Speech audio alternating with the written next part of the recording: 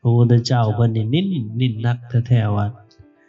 ขอให้เฮาทั้งหลายดำรงตนอยู่ด้วยความบ่ประมาทนี่เลยเฮ็ดจังใดบัดนี้เฮาจึงจะคิดถึงความบ่ประมาทได้เฮ็ดจังใดเฮาจึงสิประพฤติตนเฮ็ดเวียกเฮ็ดหน้าที่การงานด้วยความบ่ประมาทนี่พระพุทธเจ้าเพิ่น เทศสอนพระรัฐบาลถึงธรรม4ประการที่ผู้ใดคิดใครควรพิจารณานำมาคิดนำมาพิจารณาอยู่เรื่อยๆจะเกิดความบ่ประมาท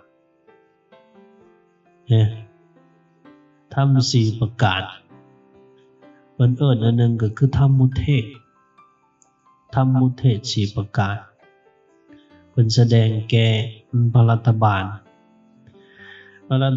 นี่เป็นลูกเศรษฐีพวกพ่อพวกแม่เฮาก็คือสิเคยได้ยินพ่อแม่ครูบาอาจารย์เคยเล่าให้ฟังตัวนี้ เป็นลูกเศรษฐีแล้วยังบ่แล้วเด้ลูกชายเดียวพ่อ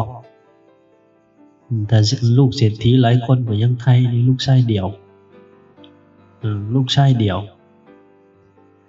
อาตมาว่า1ในล้านและที่สิยังให้บวชถ้าลูกชายเดียวเด้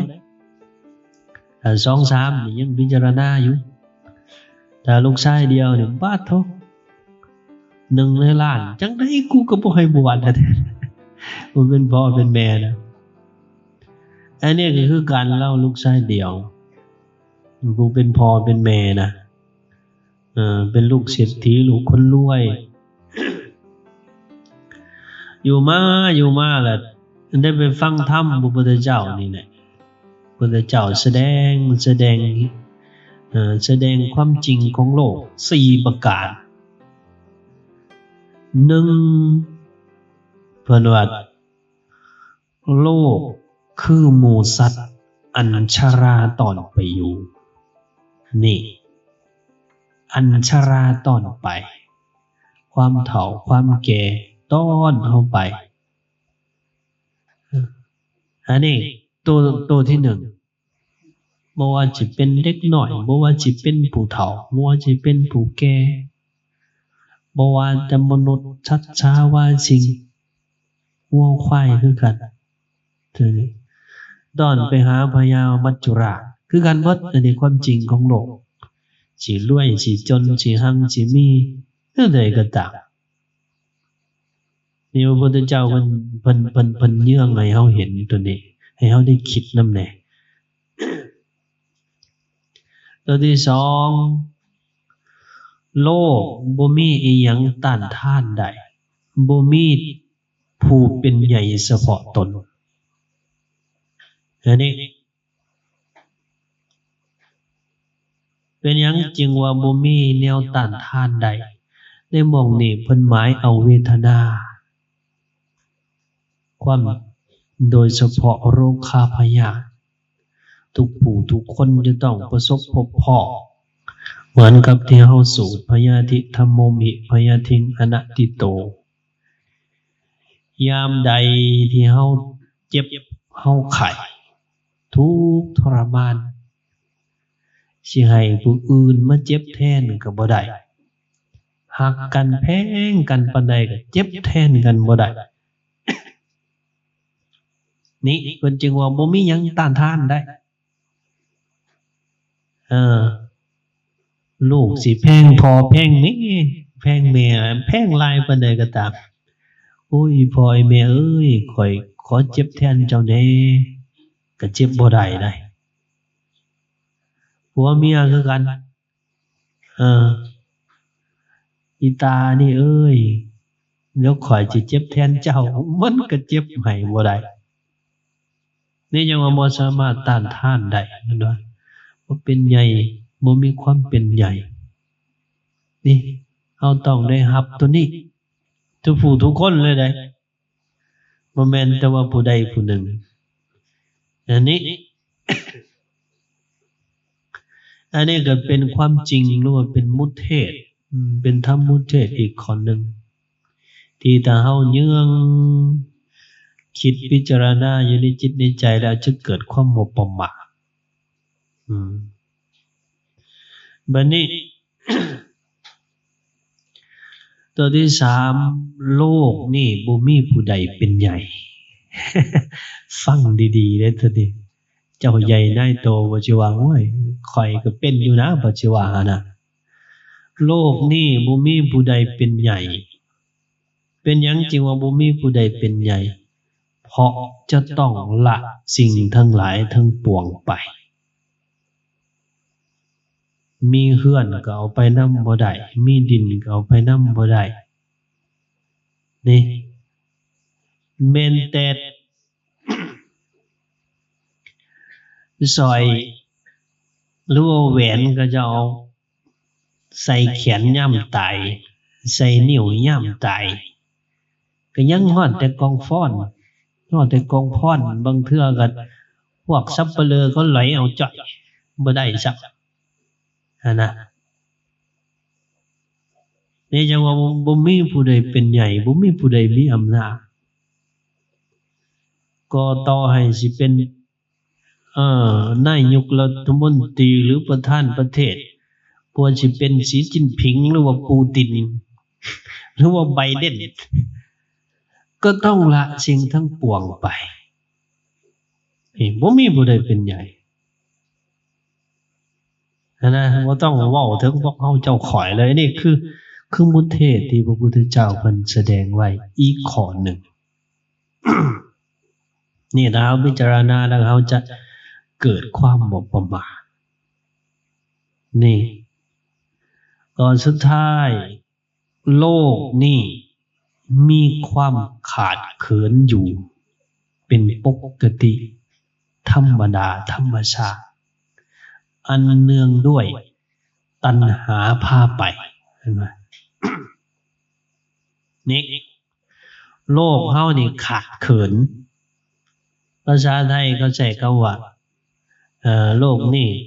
ยังเกาะพ่องอยู่เป็นนิดจริงๆทุกคนอาจจะบ่เข้าใจนะแต่ว่าเป็นบ้านเฮาก็คือโลกนี่มันขาดเขินมันบ่มีความเต็มมันบ่มีความอิ่มจักเทื่อโลกของเฮานี่ได้โลกคือหมู่สัตว์อยากได้อันนี้จังได๋ก็อยากได้อันนั้นจังได๋อยากได้อันนี้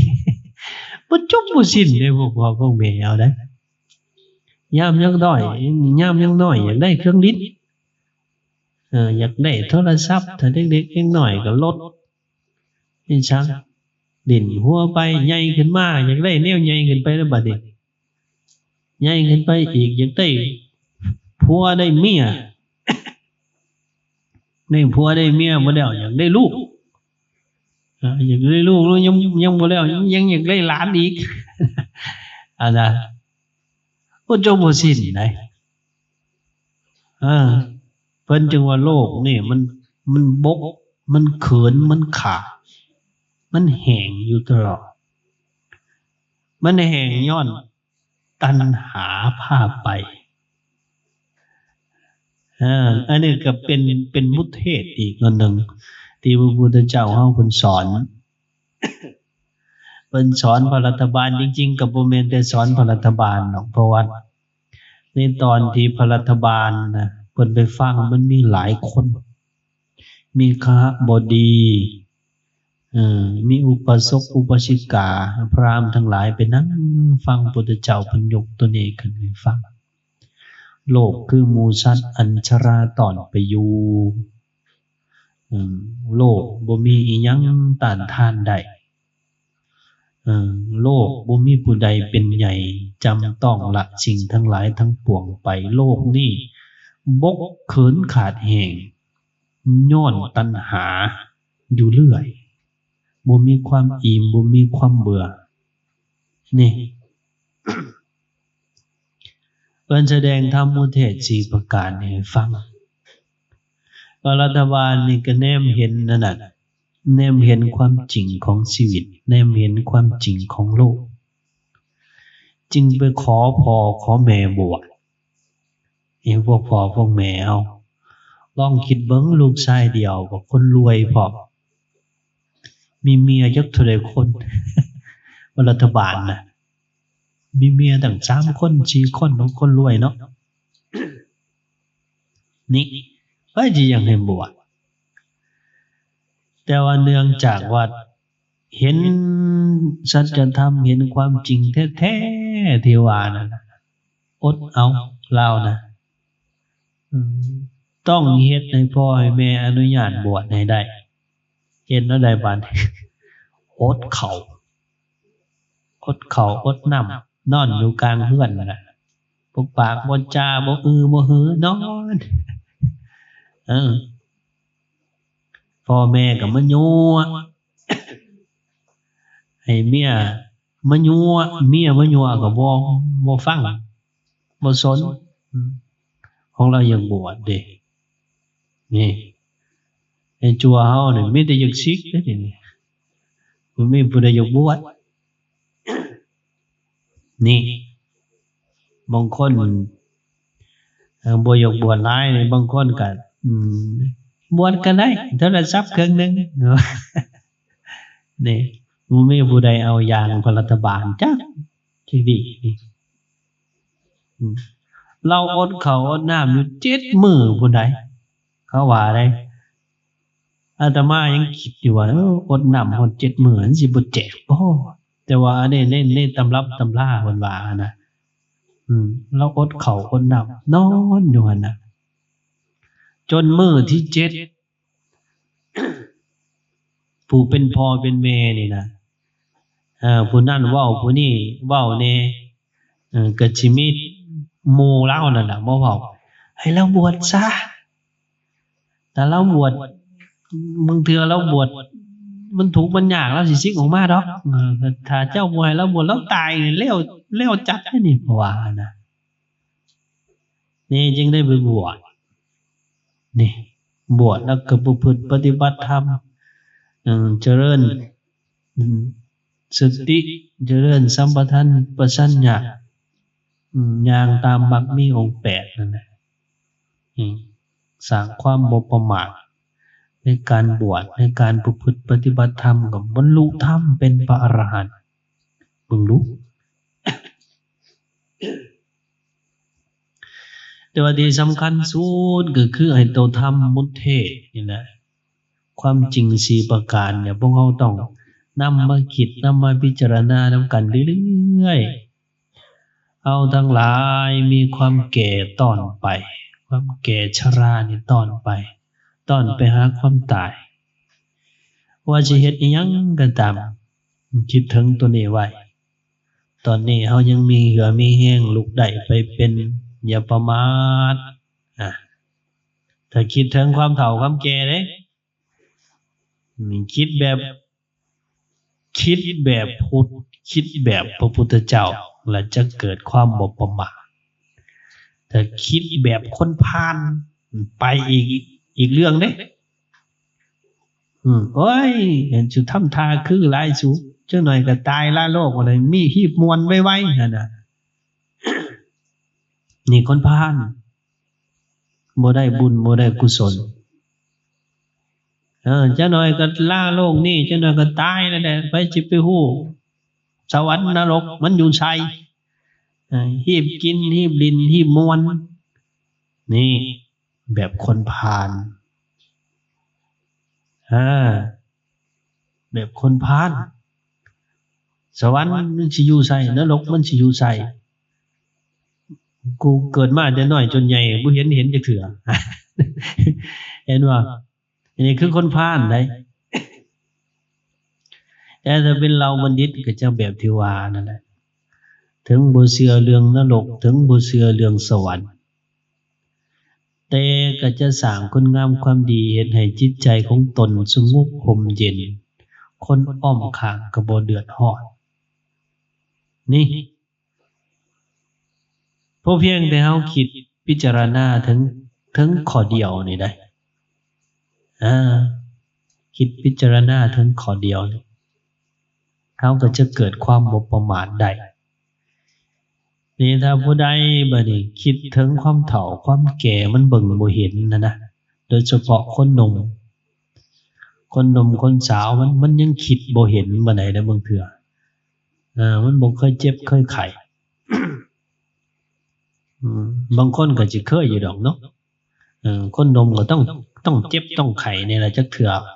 เพราะว่าสิบ่ไข้จักเทื่อก็รอเนาะนี่นะบางคนน่ะมันคิดถึงความเฒ่าความแก่บ่เห็นก็ยังมีข้อ2ข้อ3ข้อ4ให้เฮาได้คิดพิจารณานี่เห็นความเจ็บไข้ได้ป่วยนี่บ่มีไผที่จะต่อต้านได้ที่บนว่าโลกบ่มีผู้ใดสามารถต้านทานได้เจ็บก็เฮาเจ็บปวดก็เฮาปวดนี่บ่มีผู้ใดมาปวดแทนเฮาบ่มีผู้ใดมาเจ็บแทนเฮาได้เฮ็ดจังได๋เฮาจะยามเจ็บยามปวดเฮาจึงจะบ่ทุกข์ทรมานเกินไปยามเจ็บไข้ได้ป่วยเฮาจึงสิบ่ร้องไห้อนตการเกินไปนี่ก็ต้องคิดพิจารณามีแต่การประพฤติปฏิบัติธรรมนี่เฮาก็จะกลายเป็นผู้บ่ประมาทรู้จักประพฤติศีลประพฤติธรรมอยู่เฮือนอยู่ศาลก็ดีเดี๋ยวมีโอกาสแบบนี้ละมาไหว้พระสวดมนต์นั่งสมาธินำพ่อแม่ครูบาอาจารย์นี่พวกที่มาประพฤติศีลประพฤติธรรมนี่พวกพ่อพวกแม่เฮาเวลาเจ็บไข้ได้ป่วยนี่ต่างจากพวกบ่ประพฤติศีลประพฤติธรรมหลายได้คนที่บ่เคยฮู้ศีลฮู้ธรรมนั่นน่ะมัวเมาประมาทแต่ละมื้อแต่ละเว้นมีแต่หลิดมีแต่กินมีแต่เที่ยวยามเจ็บยามไข้ก็เจ้าสิร้องไห้ร้อนรนอนตการกายก็เจ็บใจก็เจ็บคือจัวน้อยบางจัวนั่นน่ะเป็นไข้ซื่อๆก็ยังไห้ไห้แล้วยังบ่แล้วเด้ยาก็บ่กินเอายาน่ะเอากินนี่แม่ลงไปยังบ่ทันฮอดคอซักหากออกมาแล้วโอ้ยมันก็คันแขวนับก็มันยากแท้ยังมีอยู่เลยจัวน้อยรุ่นนี้ก็ยังมีอยู่ไข้หวัดซื่อๆว่าซั่นดอกนี่ต้องกินยาบอกอันนั้นน่ะมันบ่ได้ฝึกเด้มันบ่ได้ฝึกนี่แต่ถ้าฝึกบางจั่วฝึกเคยไหว้พระสวดมนต์นั่งสมาธิยามเจ็บยามไข้ก็ใจสงบบ่ร้อนรนอนทการบ่ให้นะว่าง่ายๆบ่ให้เอายาให้กินอีกกินสบายจังซี่คือกันน่ะมีได้จังซี่ก็นี่คนที่บ่ได้ประพฤติศีลบ่ได้ประพฤติธรรมสิร้อน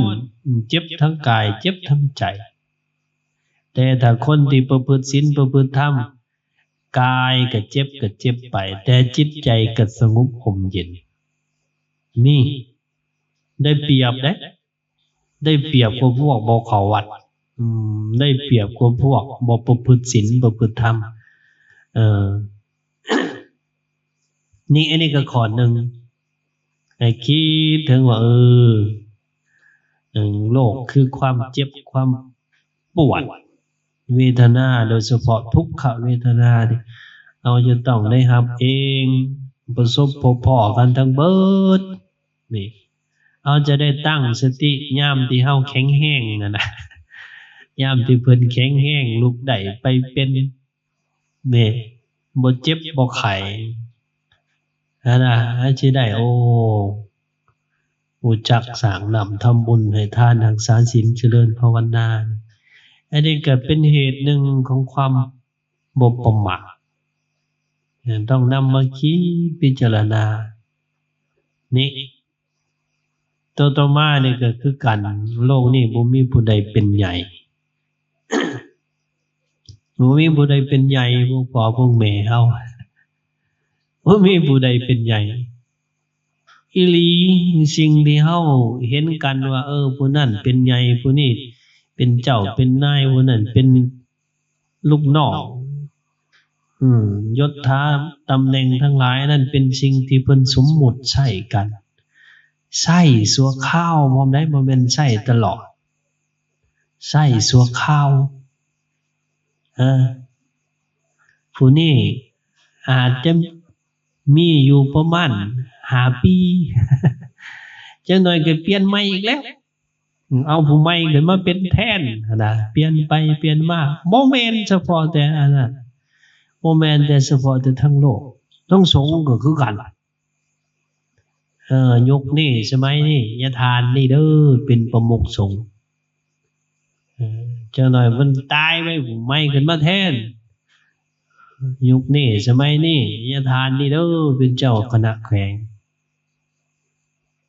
นี่สมมุติกันนั่นน่ะจังหน่อยองค์นั้นไปองค์นี้ไปก็เบิดเนี่ยพระพุทธเจ้าเพิ่นจริงบอกว่าโลกนี้บ่มีผู้ใดเป็นใหญ่จำต้องละสิ่งทั้งหลายทั้งปวงไป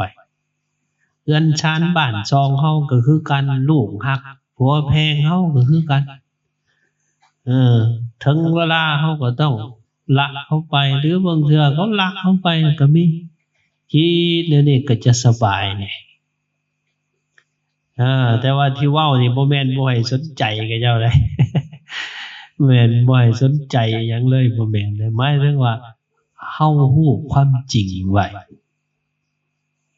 ฮู้ความจริงเพื่อจะ